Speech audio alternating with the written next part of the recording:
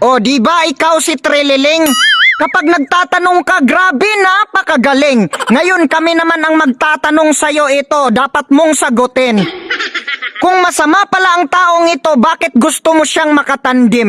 Ngayon hindi ka pinagbigyan, tahol ka ng tahol. Sino maniniwala sa'yo, yung kambing?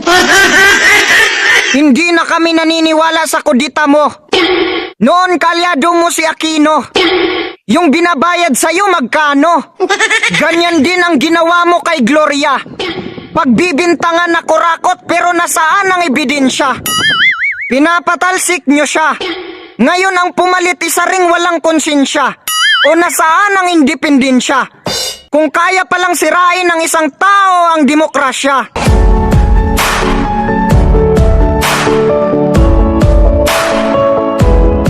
Sa amin, nakapag-harvest na kami, kakatanim lang eh. So, sinasabi mo ba na nakaani na kayo kahit kakatanim pa lang? Tinanim nyo ngayon tapos maya-maya inani nyo na, nako katangahan. Kami nga nagtatanim kami, hindi naman kami nakaani kahit umabot na sa 1 taon at ilang buwan. Naka-fentanyl ba to, nako iwan. Yung sinasabi niya hindi niya alam. Matino ba talaga to? Yan ang ating katanungan. Kasi tingin ko parang nagmana sa mga vlogger niya na puro katangahan. Yung live streamer ni BBM, ang kapal ng labi, parang baboy na puno ng kapangitan.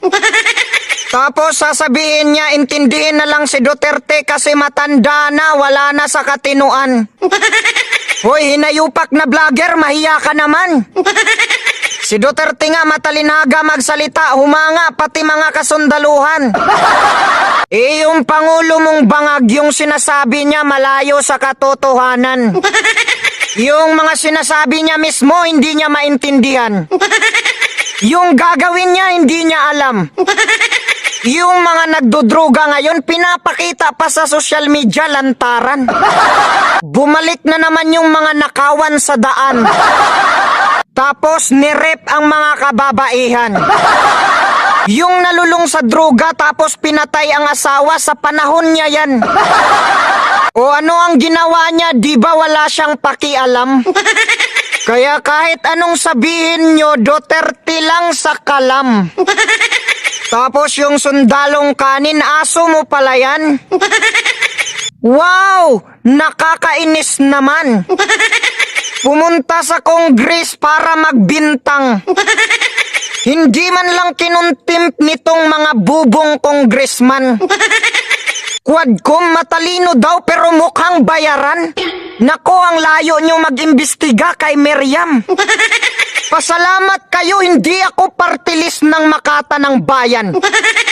Sasabihin ko talaga sa inyo, Mr. Chair, ang nais natin dito ay katotohanan. Pero hindi natin yan makakamit kung hindi patas ang mga katanungan. Pwede ba natin malaman sa resource person kung saan niya iniimbento yan? Kasi ako kaya ko rin gumawa niyan. Kung hindi naman yan galing sa bangko, so paano mo yan papatunayan?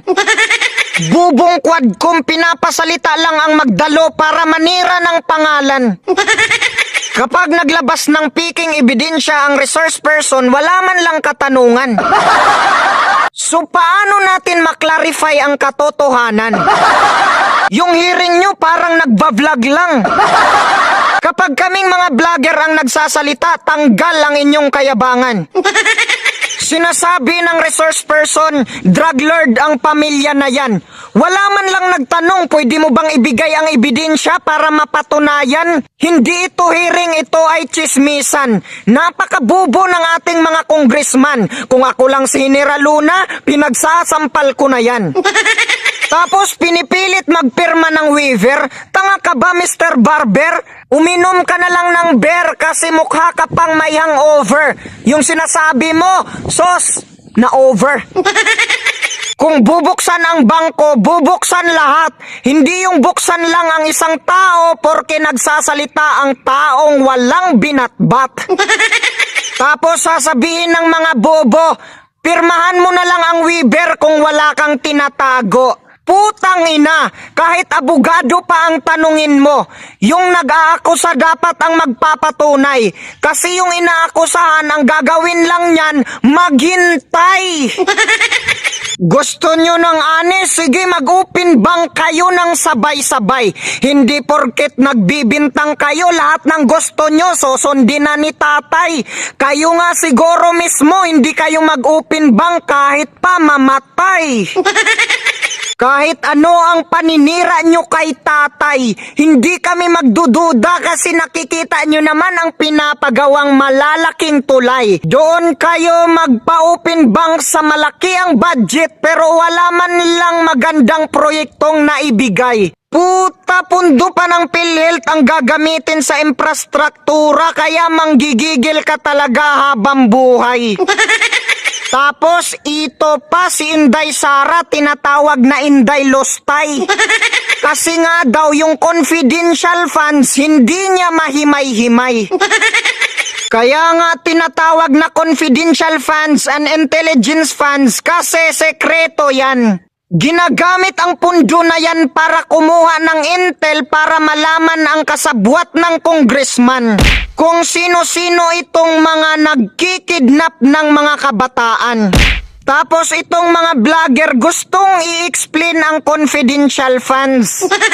Saan ka makakita ng intel na i-reveal? Ang masasabi ko sa mga vlogger dyan, mag-aral kayo ng pilosopiya kasi kitang-kita ang inyong kabubuhan. Tsaka nga pala, binanatan ka ni Noli De Castro. Wala ka daw isang salita. Bakit daw? Sinabi mo, sasayang ka ng waiver, tapos kinukontra mo. Kaya binira ko siya. Oy, sabi ko, Noli, ikaw ang pinaka-inutil na vice presidente ng bansa eh. Magsasalita ka na hindi mo alam. Alam mo ba kako na yung waiver ni Presidente Duterte? Matagal niya nang ginawa yun. Nung 2016 pa, kinover mo pa nga kako ko. Di ba nagbigay ka ng waiver? Tanda mo yung waiver?